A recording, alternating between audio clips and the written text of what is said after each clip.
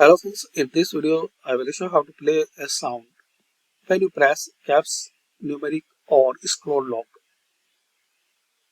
Very simple and easy settings guys. Just you have to access this setting. So start settings and here click on accessibility and here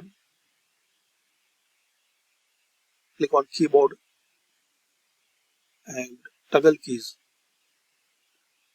So you will see the option play a sound when you press caps, numeric or scroll lock.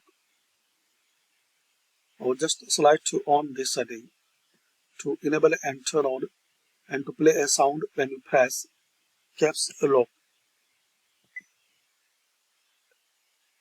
like this. Similarly, you press numeric lock so you can enable it.